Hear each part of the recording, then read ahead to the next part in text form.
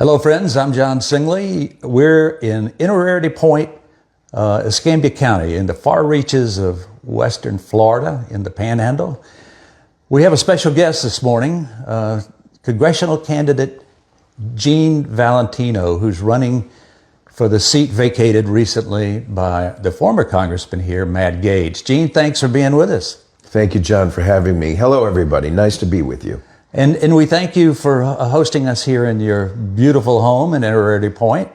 And we'll get back to that in just a few minutes. But Gene, you appeared yesterday at a GOP forum over in Santa Rosa County. And a lot of the things people were asking you about, we found very interesting. And we wanted to follow up as soon as we could on some of this stuff. Sure. But question number one is, what makes Gene run? There's a passion to serve. I'll share with you what I didn't have time to share yesterday in Navarre, and this is the longer story. The truth is, I was an 8-year-old boy when my Italian grandfather, an immigrant who came into this nation legally, John, ended up, he was about ready to pass away, but I was an 8-year-old kid at the time and I didn't know better. My dad took me into the hospital, and the long story short, this Italian immigrant was a World War I veteran. He could barely speak English. He couldn't read and write English, but he could barely speak it. He was one of our earlier day immigrants that came into the nation legally through Ellis Island. And he met my grandmother here in Waterbury, Connecticut, of all places, and I was a consequence of that marriage. And one of the things I learned from that man when I went into the hospital room that day, I didn't know he was dying. My father just, for some reason, took me in to see him. He looked over at me while I was not paying attention and said, "Hey, you serve your nation." And I say, yeah, okay. No, did you hear me? You serve your nation. Yeah, okay, Grandpa. You promise? I promise. That was 8 years of age. And through life, my father reminded me of that. 2 days after I had made that promise to my grandfather, he died. Now, Gene Valentino, my grandfather, who I was named after, was an individual who served in World War I. He was a veteran.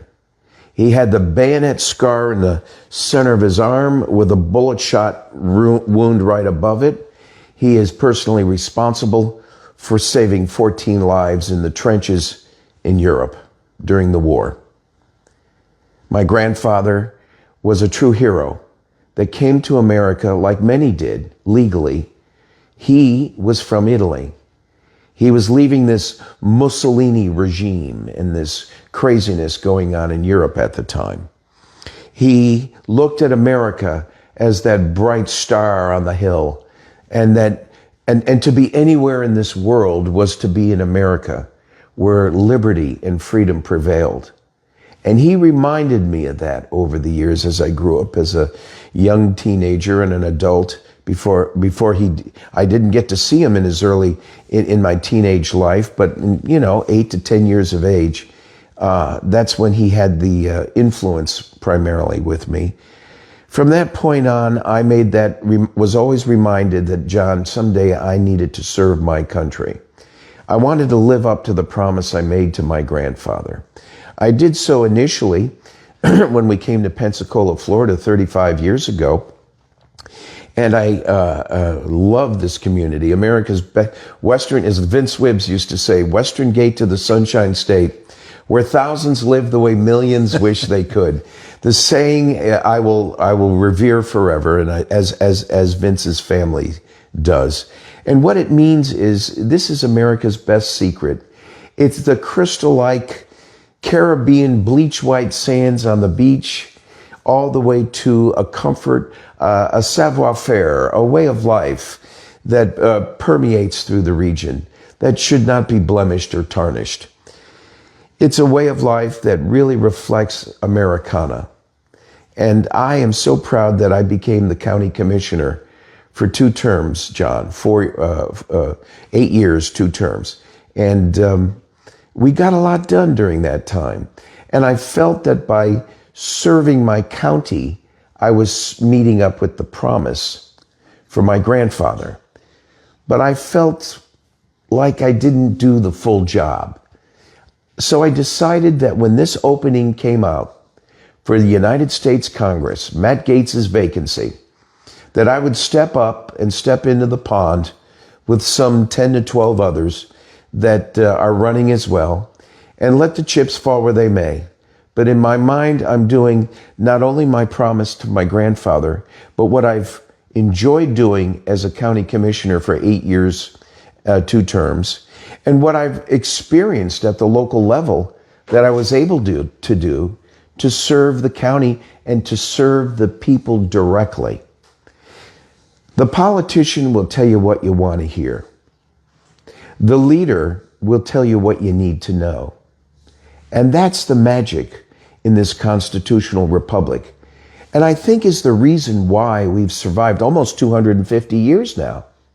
We are coming up on 250 years anniversary, a governance, the United States of America, a governance that has lasted longer than any other governance in the world. And we should be proud of that. We should revere that. We should be reminding students when they're learning history about it. We should create incentives and motivation and excitement and a tenacity of spirit. We should have this exuberance that takes a teenage kid coming through the high school rank, our Gen X, Y, and Z folks these days, and reinstill in them. Get them thinking about how beautiful and lucky they are to be Americans. I'll tell you who thinks a lot of that notion. The millions that have illegally crossed the border, John, to enjoy the same privilege. The problem is they did it, as I said, illegally. They are illegal aliens that have violated the laws of the United States of America. And the people who are running this government have allowed it to happen as a way of destroying America from within.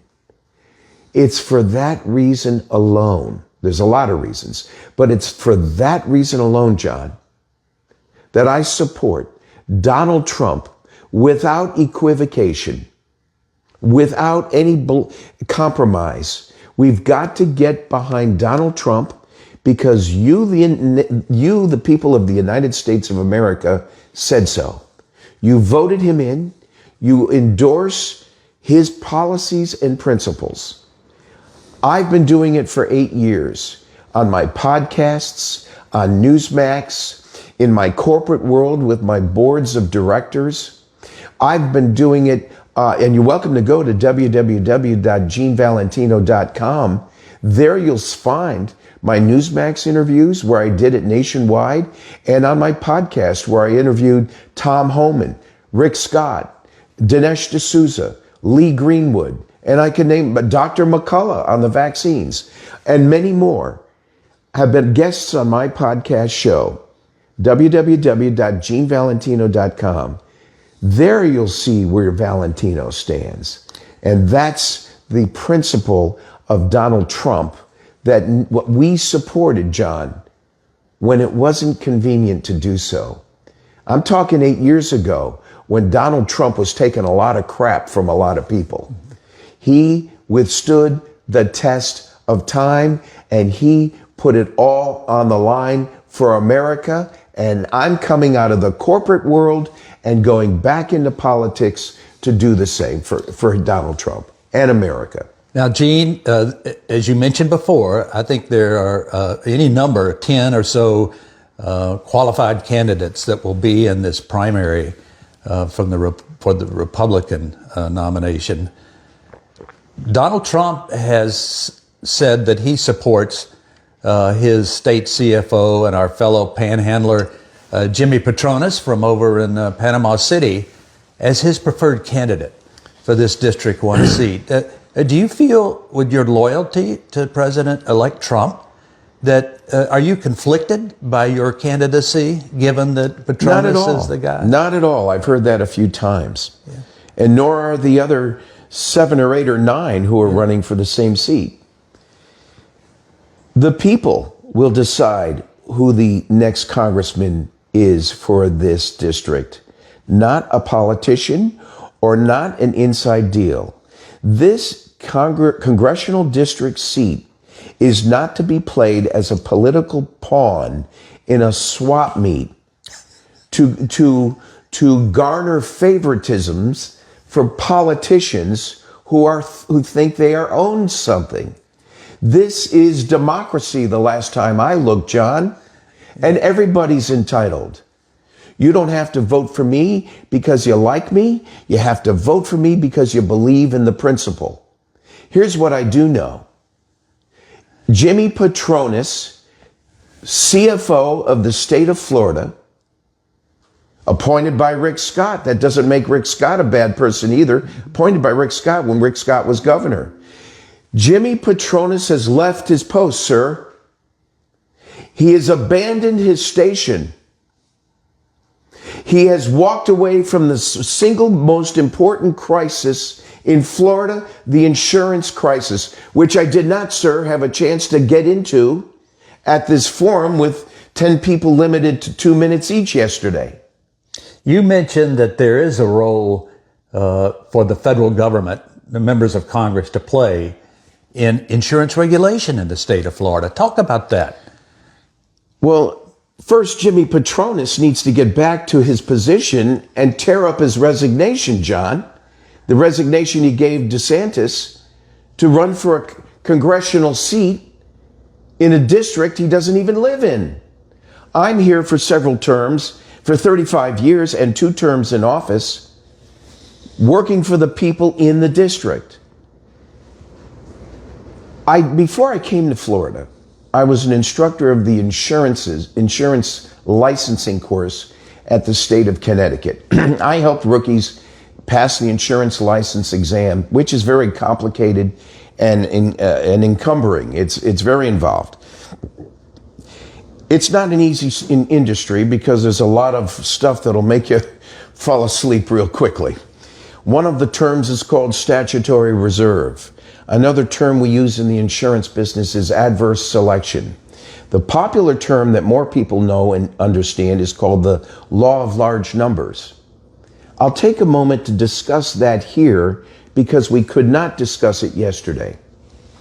Jimmy Patronis needs to work with the congressman that knows about the McCarran-Ferguson Act. For the folks in Florida who've been through some serious storms that have paid insurance, they've witnessed a $300-400 a year premium go up to $3,000 to $5,000 if the company didn't cancel you. And why is that so? It's because the pool of people paying the premiums were people paying premiums just from the state of Florida. The law of large numbers did not prevail, as it's supposed to in the insurance business. Quick comparison, the flood policy. The national flood insurance policy has a pool of premium payers from the entire nation. During Hurricane Ivan, 2004, if you were paying, let's say, $700 a year for an insurance premium on your home, if the insurance company didn't cancel you, your rate went up 700 to 800%. Fact. But your flood policy might have gone up 4 to 6%. How come? Because the pool, my claim on my flood policy was not as impactful because it was a nationwide pool as compared against the Florida pool of premium payers. So the insurance companies are saying, I got to get the heck out of Florida. This isn't nowhere I want to do business. So instead of reversing McCarran-Ferguson, the state legislators are saying, okay, we'll figure out something. What could we do? Let's form the Citizens Insurance and let's have a windstorm policy. We'll take windstorm off your backs, insurance companies, and we, the state of Florida, through a quasi-insurance company create a policy that pays for windstorm, controlled by Jimmy Patronis and an insurance commission under the governor of the state of Florida. They've abandoned their post by not reaching out to the federal government to do what the flood policy did. The flood policy is called the National Flood Insurance Program. And that flood insurance program will have a different rate based on whether you're in the hills of Montana versus the shoreline of Biloxi. And each area has a different rating scheme. That's fair, but it's nationwide in the flood program. So while the premiums may differ a little from region to region, it's not 700-800% different in Florida from Connecticut, let's say. So these differences need to be neutralized. So California might say, hey, wait a minute. I don't want to be part of a national scheme that makes me responsible for Florida's hurricanes. Well, wait a minute, California. If I'm to take that attitude, maybe I don't want to be part of your mudslides and forest fires. Or how about the flooding going along the Mississippi, going into the upper Rockies, originating up in the Rockies? We have different perils and risks or hazards that we're exposed to based on where we are in the nation.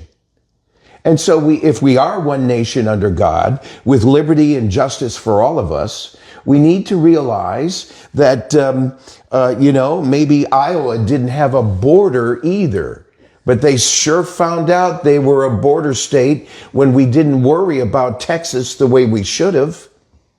And the same now applies to Claudia Tenney and some of the others up and the upper border of New York State. The border crisis up there is just as bad as the border crisis down in Texas. So what does that have to do with flood? If we come together as one nation and unify our forces, we need to support it. Here's what I know. The savings will be geometric for each and every person paying insurance if we nationalize our underwriting criteria and our pooling of premiums for insurance companies. I'm against Obamacare. There's other factors in Obamacare that stink, that make it wrong. That has to do with government intervention. Obama said it himself. You'll get to pick your own doctor. Did you? You did not. They cut you back on that issue as well. So we have issues within the underwriting criteria and the methodology, which are different from the pooling criteria of how we get money into a pool to protect you for the claim. So you don't have to then get encumbered with lawsuits, claims adjusters, and what's called concurrency of coverage. Where does the flood policy end? Where does the main homeowner's policy begin? Where does the flood policy end? Where does the windstorm policy of the state of Florida begin? It has to do with what's called where one leaves off and the other begins, the concurrency of coverage. I taught these courses in the insurance department in the licensing process up in Connecticut years ago. I propose a plan. The solution is the revocation of or the modification of the McCarran-Ferguson Act that goes back, I think, about 60 years, that pushed insurance down to the different states to manage at the state level. It took the burden off the federal government, but it created isolated pockets of financial incapacity at the state levels to manage the crisis when the crisis occurred. Gene, the military presence, particularly in District 1, Congressional District 1, is a huge economic driver. Oh, boy. Which congressional committees, if you were elected, would be of great interest to you? If Speaker Johnson said, Gene, fill out a dream list here of committees you'd like to serve on. Oh, I'd love intelligence at the top of the list. I would have no greater joy than to be working for Tulsi Gabbard, who's now hopefully appointed as head of intelligence. and the 14 or so sub-intelligence agencies that will come under her jurisdiction. That to me is at the top of the list. Defense, and believe it or not, SBA and FAA and FCC. As a pilot, I have a hankering for watching the new generation of pilots come forward under a new culture of aviation, because there's a new technology that makes our plane right out here in the hangar next to our man cave a part of a new generation of flying. We can talk about that later. I like the FCC because I think the concept of free speech has to fall fairly and equitably, not only to the old-fashioned radio and TV stations, but to the whole new generation of streaming services, web-based broadcast. We need to make sure that the right to free speech remains absolutely protected as our First Amendment mandates. But we need to take a hard look at New York Times versus Sullivan, 1968, where we imposed a serious restriction on public figures and elected figures that said, if you say bad things about an elected official, hey, John, how come you beat your wife 3 times a week? That's not fair. If you're a private citizen, and you are, and that got out, you could sue me, because we both know it's not true, by the way. But the fact of the matter is, if I'm an elected official and you take the liberty of saying adverse things about me because I am an elected official, the only claim or a way to do it is to prove malice. Well, how do I prove? Because I've got my secret sources. How do I prove that it was malice if you claim you have secret sources? We've got to get away from the hurtful behavior of the use of free speech. We've got to make sure speech is responsible. I'm interested in going after people on a more severe level, like John Brennan, head of the CIA, James Clapper, NIS, I think it was, or vice versa. These 2 gentlemen conspired and got 51 intelligence-related officers of the United States bureaucracy to sign a document saying that the Hunter computer laptop was bogus, was Russian collusion. It was not. It was factual. And to Matt Gaetz's credit, who preceded me, he was bringing forward to the Intelligence Committee information that showed he had evidence in his hand that the FBI denied existed of Hunter Biden's laptop. And the evidence on that was so damning, the FBI did not want to talk about it. That is an abuse of the media to hide and not publicly disclose the wrongdoing, to help promote a candidate, political interference by government with the open election process is a crime unto itself through the misuse of free speech. We've got to take responsibility for our wrongdoings. And that's what this deep state cleaning the swamp, draining the swamp is all about, that I totally support, that Donald Trump is espousing. Gene, one of the questions at the Navarre Forum yesterday also caught my attention, because I think it's a little bit of a tricky policy question. So the incoming administration, one of their principles was drill, baby, drill. Independence, energy independence. The Congress has carved out some exceptions in the Gulf of Mexico based upon the need for Eglin Air Force Base, Tyndall Air Force Base, NAS Pensacola to train aerial combat, weapons tactics unimpeded over the Gulf of Mexico.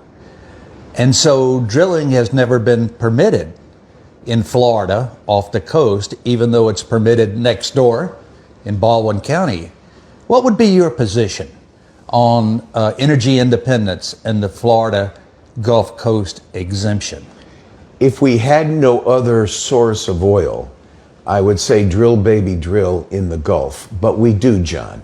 We have the Keystone Pipeline, Nord Stream 2 pipeline. We're going to reactivate these other external sources that Donald Trump was underway with, that would have provided more oil and gas than which would obfuscate the need to have to go into the Gulf of Mexico.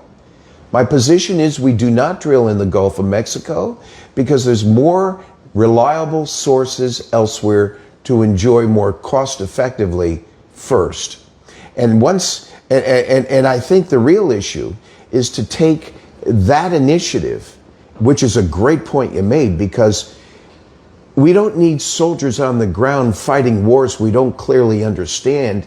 We need economic missiles that go after bad behavior in foreign countries, starting with Iran, to neutralize, to neuter their ability to support the Houthis, the Hezbollah, and the Hamas.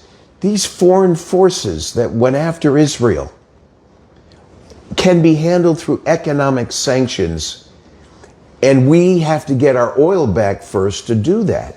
Not give it away to foreign, buying oil from Venezuela and Russia and so forth is obscene. Why we've given dollars to our enemy to support our enemies when we could be fighting a war with oil, with our own drill baby drill policy first. And I'm glad Donald Trump's bringing that back. Gene, some of these asymmetric tools that have been developed in warfare include the ability of using cyberspace to neutralize adversaries. Pensacola, Okaloosa County, we pride ourselves on being sort of a hotbed of cyber training for the military. Corey Station over here trains all of the Navy's cyber warriors. As a congressman, what could you do to leverage that capability in the 1st Congressional District? Well, we don't need to maintain it. We need to grow it. So the answer to your question has a few different answers to it.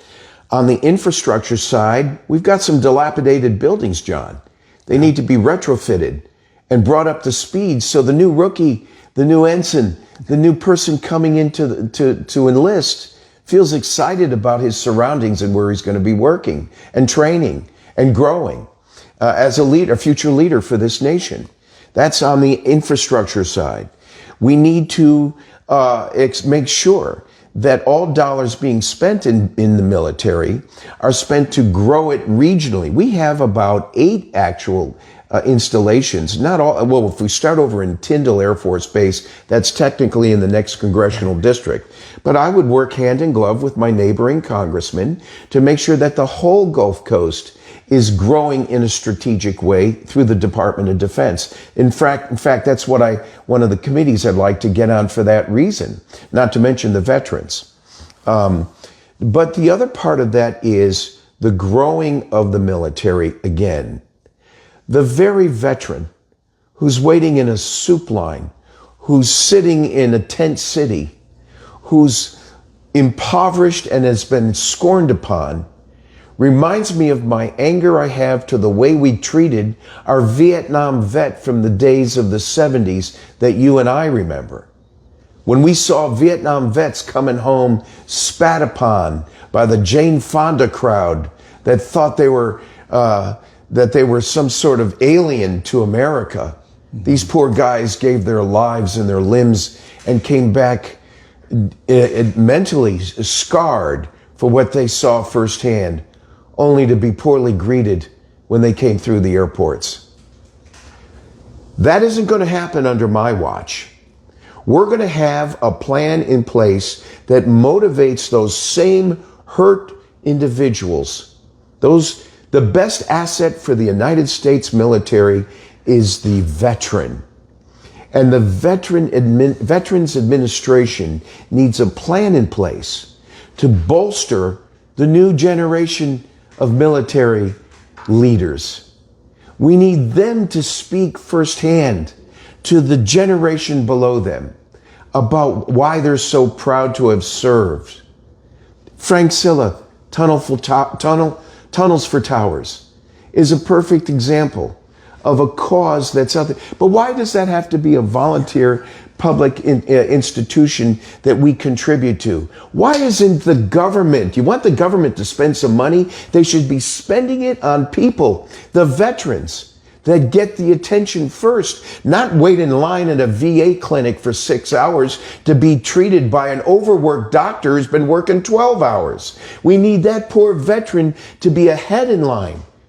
And in parallel, next door, you've got illegal immigrants getting paid checks with credit cards and cell phones.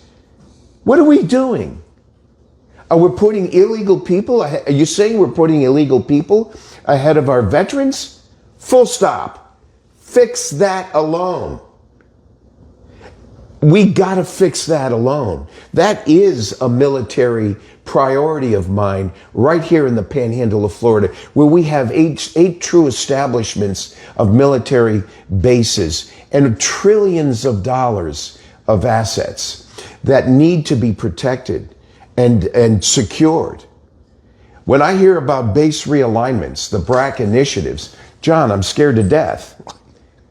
If we've got the installations and the talent that we have, we need to get more assets into this Panhandle, not fewer, to protect this nation. And that's why we should also not consider drilling in the Gulf, in the Panhandle, because our military there's limitations nationwide of where the poor guys can train these days. We need to have that Gulf protected right now.